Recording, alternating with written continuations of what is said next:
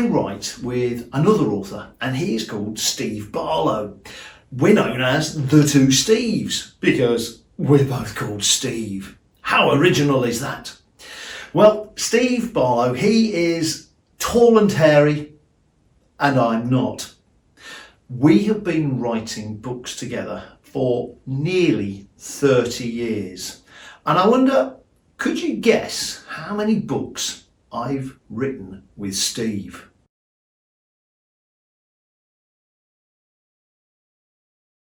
So, go on, have a guess. How many books do you think Steve and I have written together? 10. Higher. 30. Higher! 53. 53. Higher! 1,000,000. Don't be silly. Nobody's written 1,000,000 books. Lower. 100. Higher. 200. 200 books! Higher. 300. Little bit lower. 250. You're so near! It's just a little bit higher. 255. Correct! 255 books! Amazing!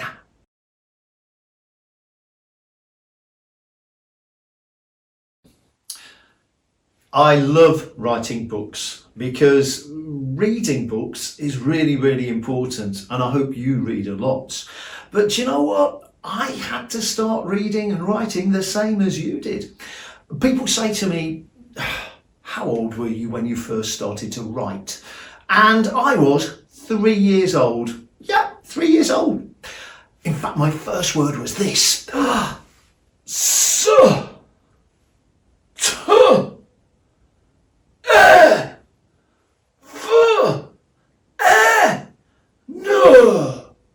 Stephen. And I did it in orange crayon on my mum's wallpaper.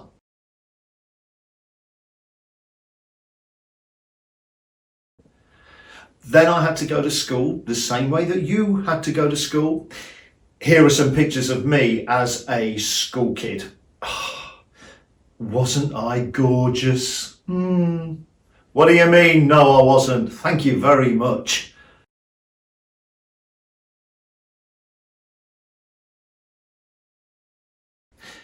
And I had to learn to write exactly the same way that you had to learn to write when you were a very little thing. I call these little things stickies because when I visit school, they stick all over you, going, hello, hello, I love you, hello, hello, hello. But I had to learn exactly the same way that you did. And do you remember? You'd have a magic pencil that was like attached to your head, so that whenever you did any writing, your pencil was attached to your head and it made your head move. So you would be like going,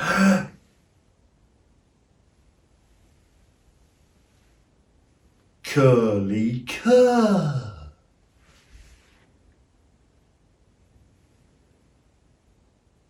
Ah!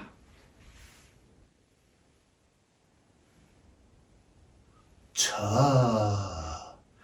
K.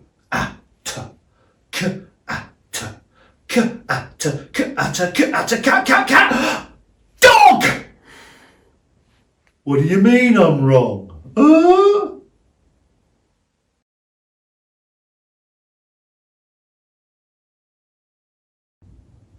So after learning the alphabet shapes, I started to write my first stories.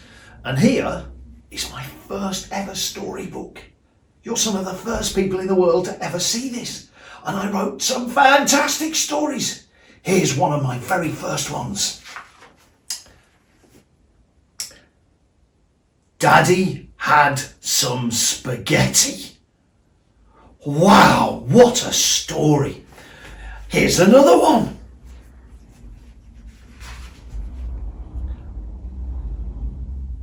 I am in the bath.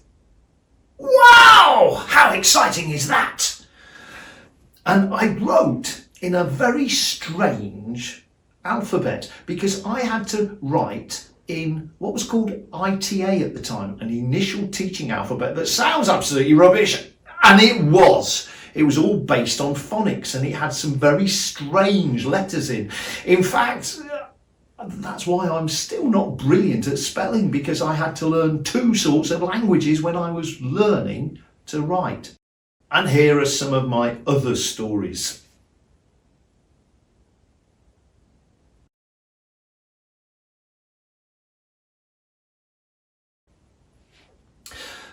Now, after I left school, I went to university and I started teaching. And whilst I was teaching at a school in Nottingham, that's where I met Steve Barlow, and we started writing books together. Although I'd written a book before I met Steve, and it was called What a Load of Rubbish. And quite frankly, it was a load of rubbish, but it got me noticed. And I started to write books with Steve. Can you remember how many books that Steve and I have written? Correct, 255.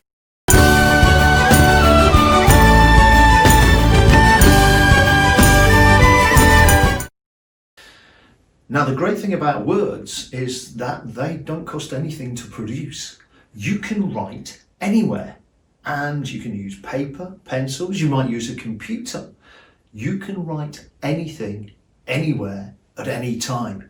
That's the great thing about words and stories. I'm going to show you where I actually do my writing.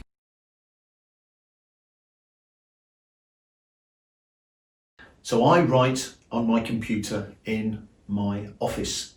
And on my computer, the amazing technology that we have nowadays, that enables me to get in touch with Steve. Shall we see if he's there? Let's have a little chat with him, shall we? So this is where I work, and this is where I talk to Steve Barlow on the computer. Let's have a little look, see if he's there. Oh, Steve? Oh, hiya. What are you wearing? Nothing. It's just, the shirt. Yeah. I've gone bananas. Yeah, very good, very good. It's all that working, isn't it? What are you working on at the moment? What are you looking at? Mega Hero. Yeah, have a look at the Mega Hero stuff. Ah, fantastic. Working well? Yeah. He's just turned into a hedgehog. Oh, that sounds interesting. Now, Yeah. and this is where you work then, your study? That's right, yes. This is my study. It's got all my books around and computer, obviously, printer, all that sort of thing. And you're about, what, 190 miles away from me? Something like that, yeah. Yeah, but we still work together, so that's great. We do. Good. All right, well, I'll let you get back on. I'm just showing them everything that we've done and written, all our books. Oh, right, okay. 255 books. Incredible, isn't it? 5. Yeah. All right. Yeah. Take Okay. care. Anyway, I'll let you go. See ya. Bye. Bye. Bye. Bye.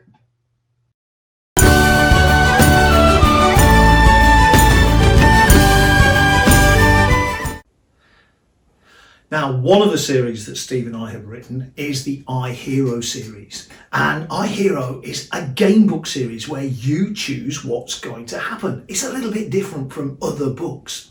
And there's lots of sort of mini-series in the big iHero series. One of these is the iHero Toons, a sort of cartoony adventure. And this is one of the books in them. Killer Custard. And have you noticed something? Oh yeah.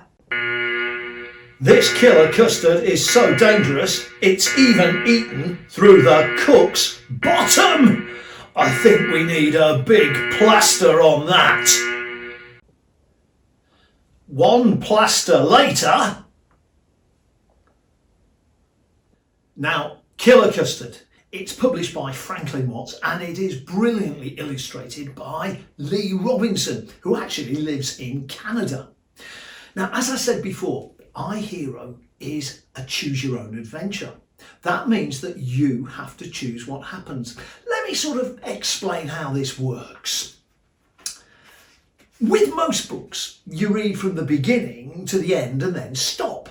And you can read it backwards if you like, but that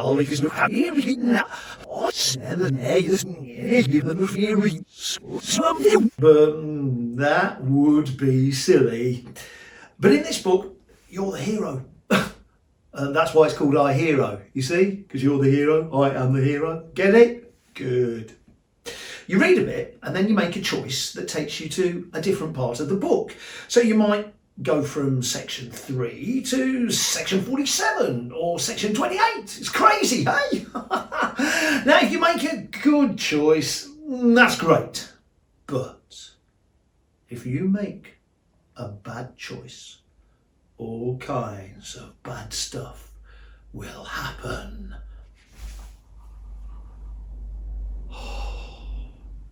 You'd have to start again, but that's not going to happen to you lot, is it? Because you're not zeros, you're heroes.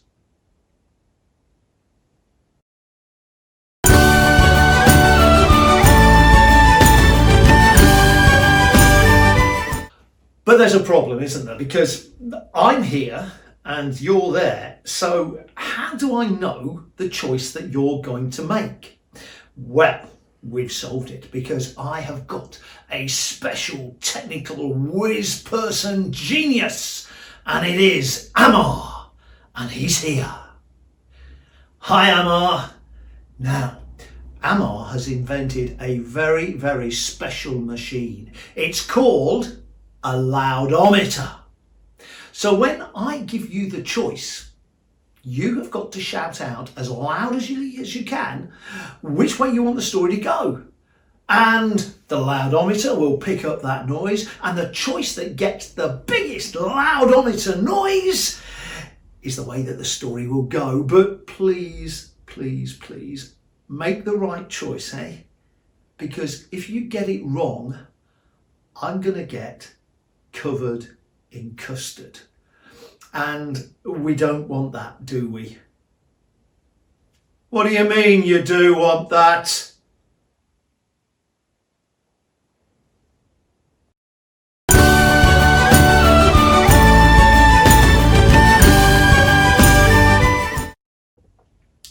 So let's begin. Killer Custard. Hey! Look into this frame and imagine that it's a mirror. Yeah. Imagine that it's you looking back at you. Yeah, that's you. A normal, everyday student at a normal, everyday school. And we all know that school can be a bit boring sometimes. Same old teachers, same old lessons, same old routine. I bet you wish that occasionally something exciting would happen. But there's an old saying. Be careful what you wish for, because today is going to get interesting. It's lunchtime at your school. You are queuing up and see that there is a new cook behind the counter. What's for pudding? You ask. Apple pie, the cook replies. What do you want with it? Ice cream or my very special custard? Okay, now it's your choice. Do you want to choose the ice cream or the custard? So here's the loudometer. Get ready to shout out ice cream or custard. Go! Oh, ice cream, custard going, custard, ice cream, custard, ice cream is ice cream!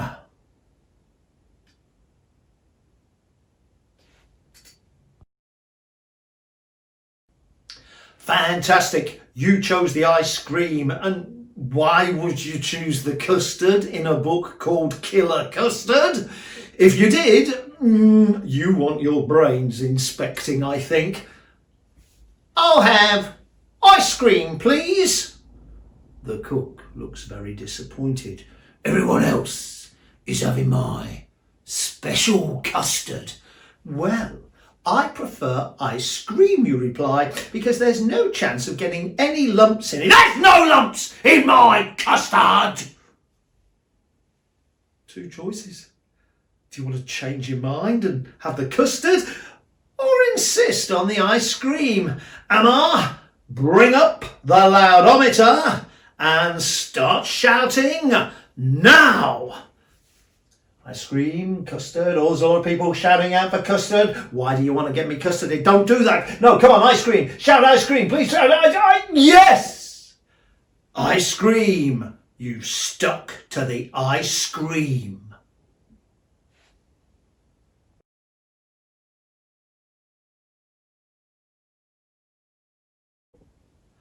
Oh, thank you. You chose the ice cream again. So we turn now back to section number 7.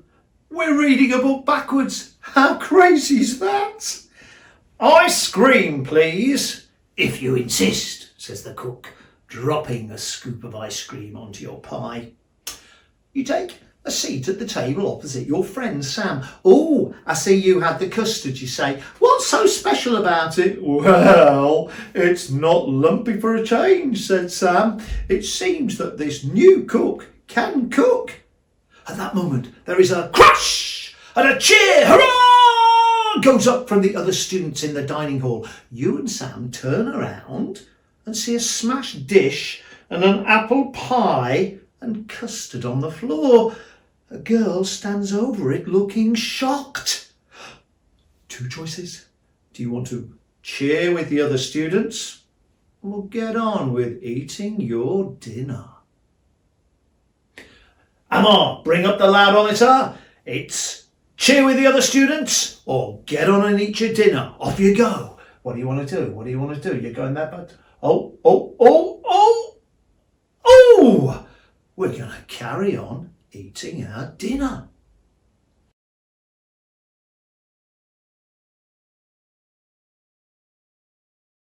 You chose not to cheer. Well, that was good manners, wasn't it? Get on and eat your dinner. As you turn back to eat your dinner, you hear the girl say to the teacher, "The custard winked at me." You laugh. What a crazy excuse, eh, Sam? There's no reply. You look up and see that Sam has disappeared. You glance around, puzzled. His dinner tray is still there, but there's a large pool of custard on the table. Suddenly, you're amazed. You can't believe your ears. Did the custard just burp? 2 choices. Investigate the custard, or think this is getting all a little bit weird and get out of the dining hall. Let's hear it. Emma, bring up the loudometer. Investigate or get out. What do you want to do? Investigate or get out? Investigate, get out. What do you do? Oh. You want to investigate the custard? Are you crazy?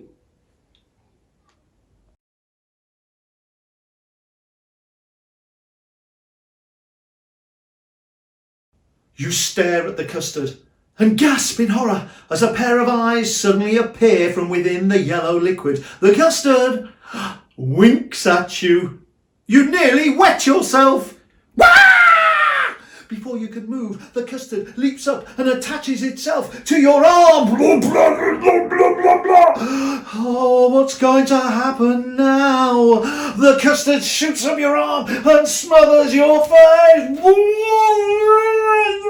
You struggle to get free of the yellow barrel, but you are helpless as its sweet, sticky mess engulfs you. You puddings.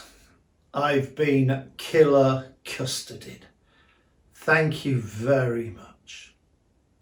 Well, I hope you've enjoyed this video event. And if you have, take a look at my website, steveskidmore.net. There's loads of information all about my other books. There's no custard, you'll be glad to know. Lots of things on there, some downloads, some freebies, some writing tips. Take a little look and find out about all my books. Well, I hope you've enjoyed it all. Bye bye. Keep safe. Keep keep reading and avoid the custard.